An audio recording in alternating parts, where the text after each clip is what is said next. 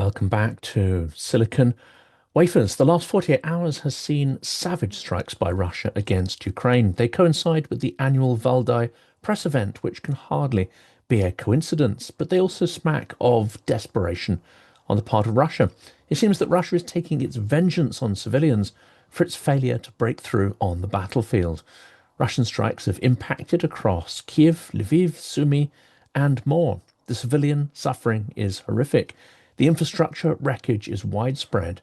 How should Ukraine respond, especially when winter looms and its energy grid is under renewed assault?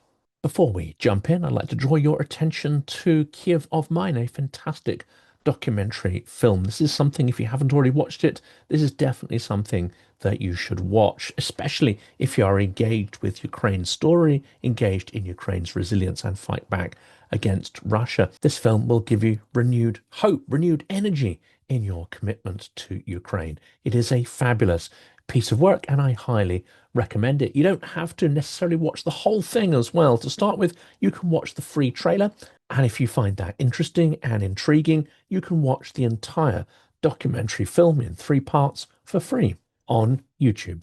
Now on to the story, the Night of Fire, Russia's massive strikes across Ukraine. Let's begin with what just happened. On the night of October 4th to 5th, 2025, Russia launched what Ukrainian officials say was one of the largest combined drone and missile barrages yet. Roughly 50 missiles and about 500 attack drones.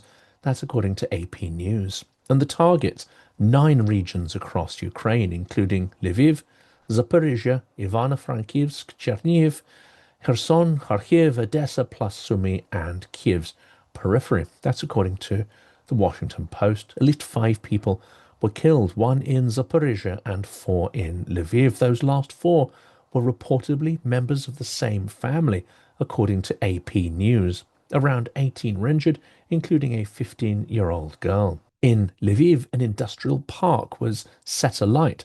Homes destroyed, parts of the city lost power, according to Reuters. The mayor, Andrei Sardovi, insisted there were no military targets inside that park. 2 districts of Lviv went dark. Public transit shut down temporarily. That's from the Kiev Independent. Meanwhile, in Zaporizhzhia, 1 person died, at least 10 were injured, and a major energy facility was damaged, cutting power to a significant number of inhabitants. And the scale here is brutal.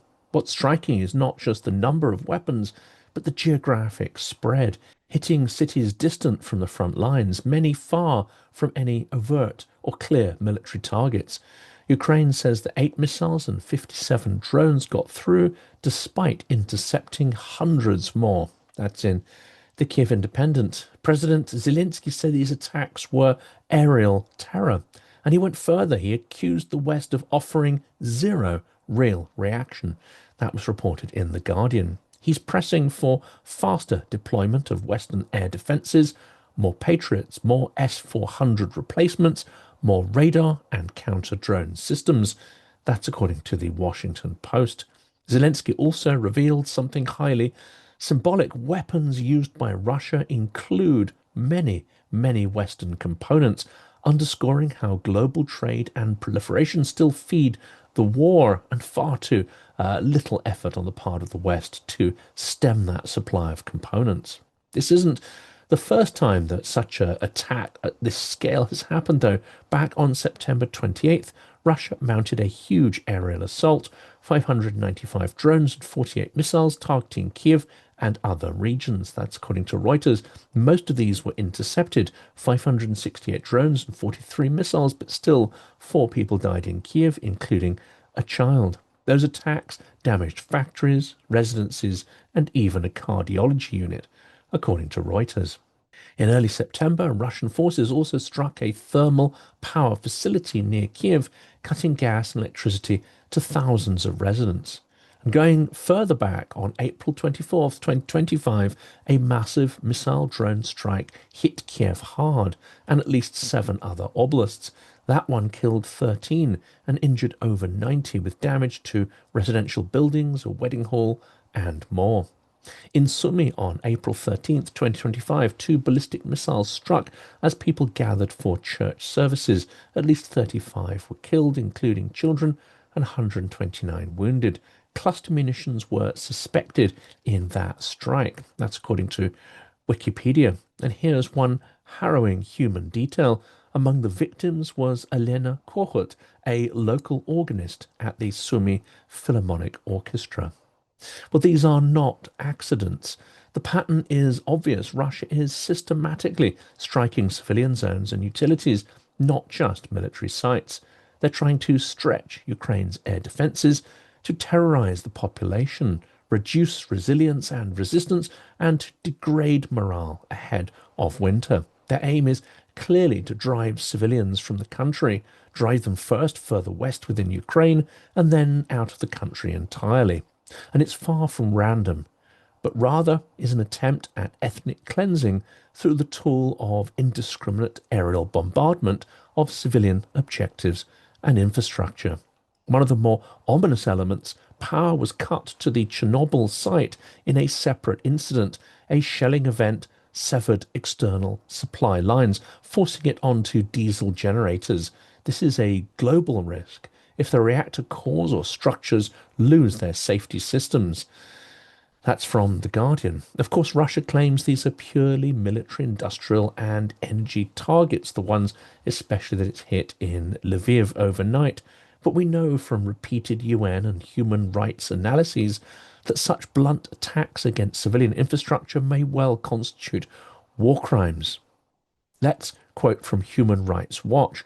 Large-scale Russian attacks on Ukrainian energy infrastructure have inflicted extensive harm and hardship on the country's civilian population, with potentially devastating consequences as winter approaches. That's quoted in Wikipedia. And all of this is illegal. All of this counts as war crimes. Russia striking the grid. Russia's winter strategy and using energy as a weapon again. Before we move on to the next question, I'd like to make a personal recommendation that I know you will appreciate. You may have seen my interview last week with the producer of the film series Kyiv of Mine, Ronnie Apteker. Well, I've partnered with them to help raise awareness of what I believe is an important series of films made for a Western audience to help break through absurd stereotypes about Ukraine, some of which, of course, are amplified by Russian propaganda. You can watch these films for free now. Details in a second. Kyiv of Mine is a documentary series about Ukraine's extraordinary capital, which I had the privilege to visit for the first time in January this year. The film production began in 2018, and of course much has changed since then. It's now 2025, and the story is far from over. Kyiv of Mine is a fast-paced, beautifully filmed, humorous, fun, insightful, heartbreaking, moving, and hopeful work, the very antithesis, in fact, of a doom-laden and worthy wartime documentary. This is a work that is extraordinarily uplifting. My friend, operator Starsky, says the film is made with so much love. The film series will make you laugh and cry. It's the only film about Ukraine that began before the war, yet has traced lives through the tumultuous times, and which follows the lives of more than a dozen Ukrainians in real time. This is an historic period told through highly personal and emotive stories, from Kyiv's days of emerging prosperity after the Maidan Revolution through COVID and the full-scale invasion. This film is a breath of fresh air. Ukraine deserves a better conversation in the world, one that isn't centered around war, says Jolyon Ellis, filmmaker on Kyiv of Mine. It's hard not to argue with that, and the filmmakers have fully delivered on this promise. This is essential watching for anyone who calls themselves pro-Ukrainian, but I think it's also vital to get friends, colleagues, and family to watch it too, because the reality is few people have a vivid impression of Ukraine or any direct connection with its people. War is inhumane and abstract. Building an alternative perception is essential for engaging the world with the importance of Ukraine's struggle. Now let's shift focus to the distinct and barbaric tactic that Russia is deploying. This is direct assaults on Ukraine's energy infrastructure. In the last few days, Russia launched what Ukraine called is its largest ever attack on Naftogaz.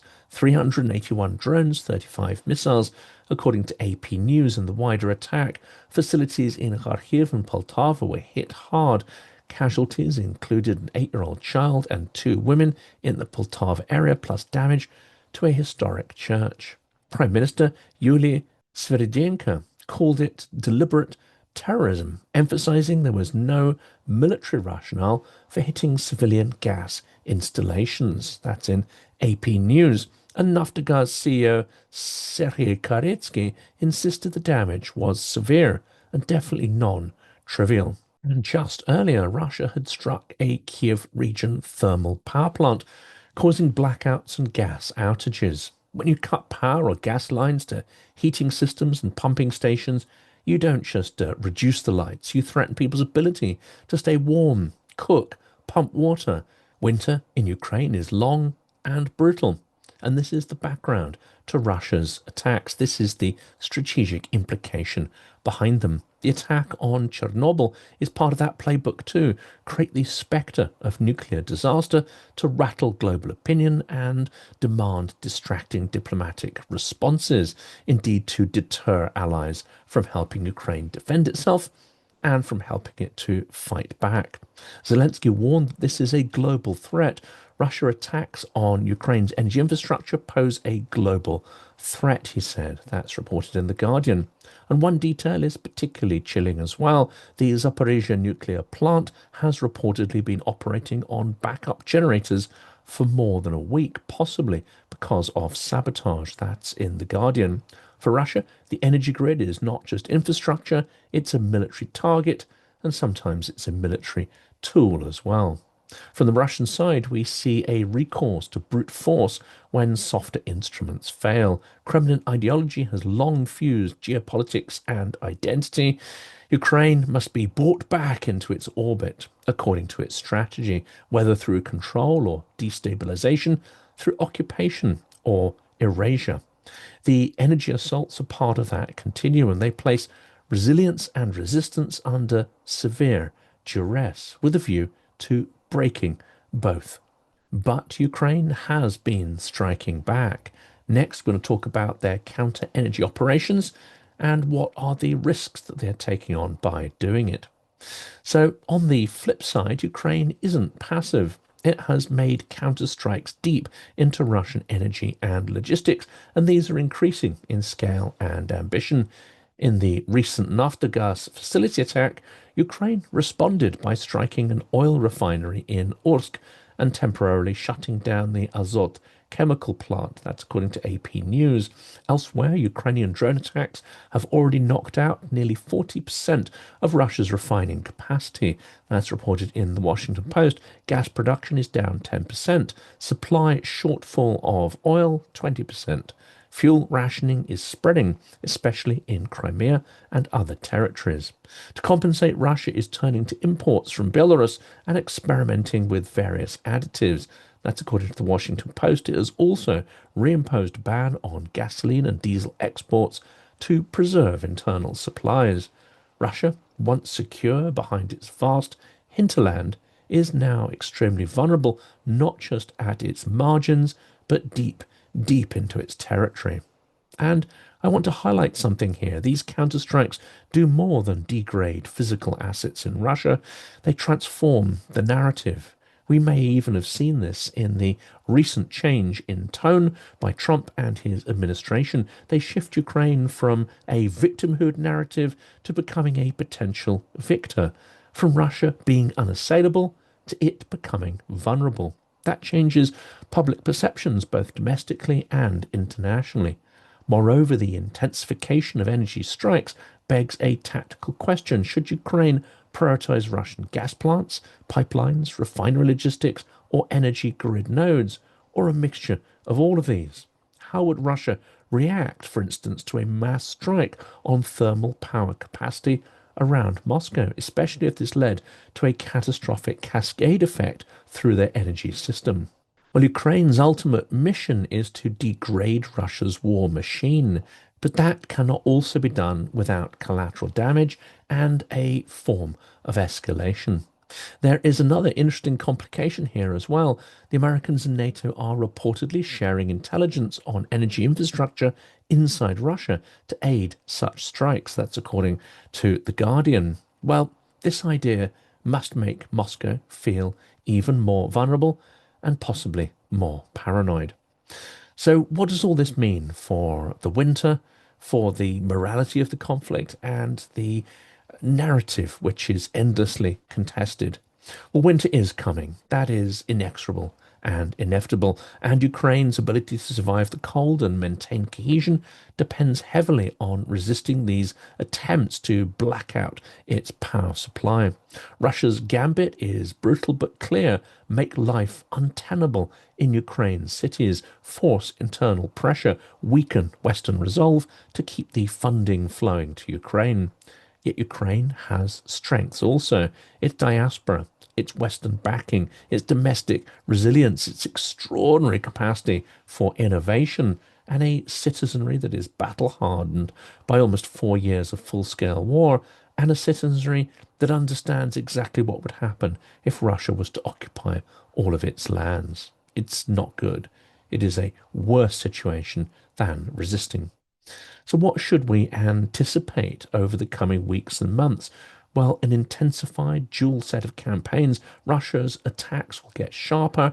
It will deploy more ballistic missiles, more drones, more insidious double tap strikes, more deception, while Ukraine will ramp up its counter energy missions.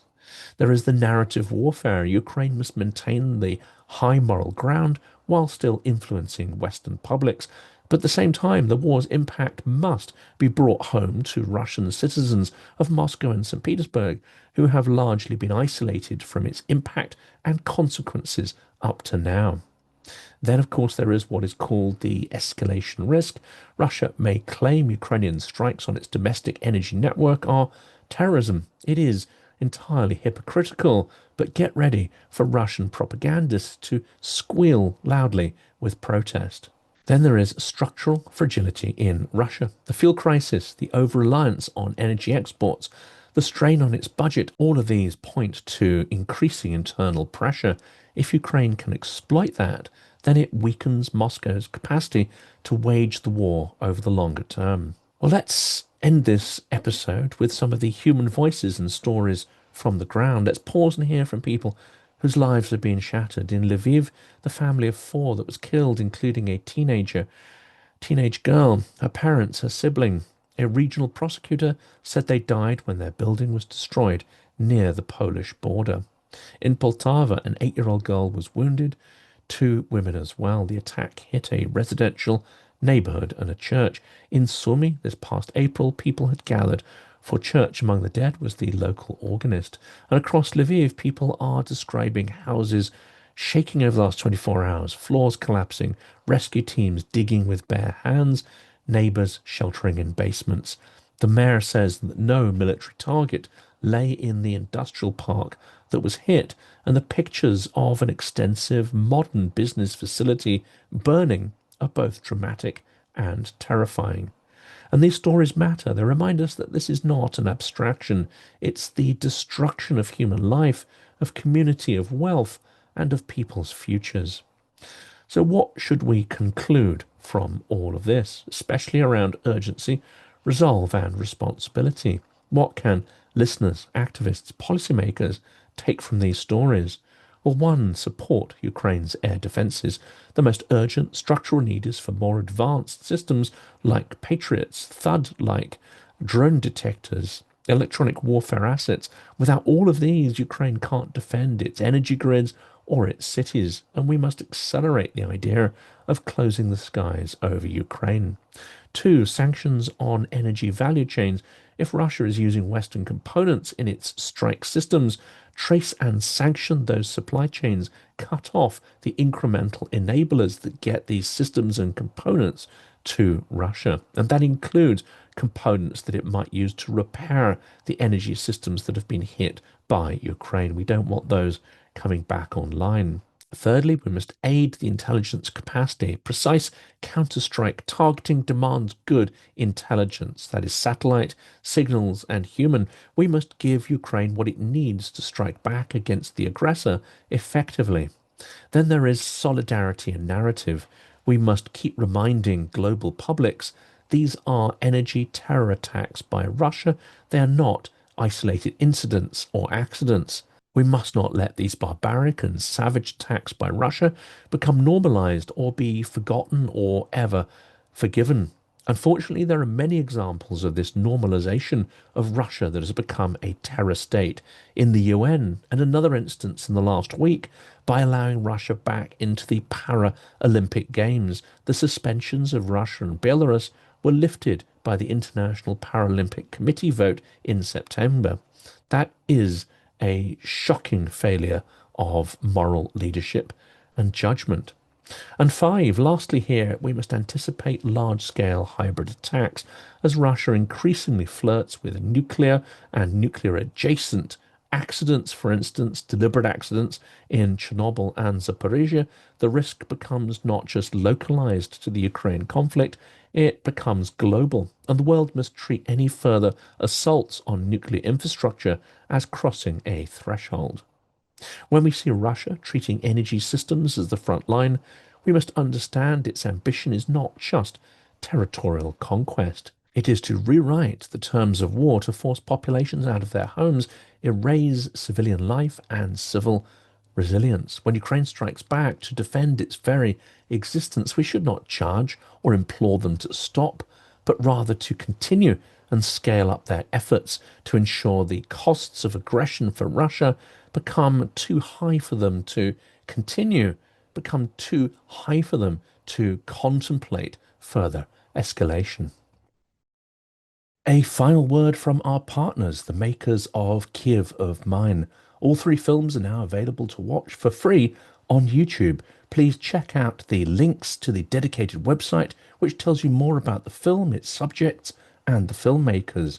Also in the description is a link to the YouTube channel where you can watch the films now. Do let us know in the comments what you think of them and if they inspire you as much as they have inspired me.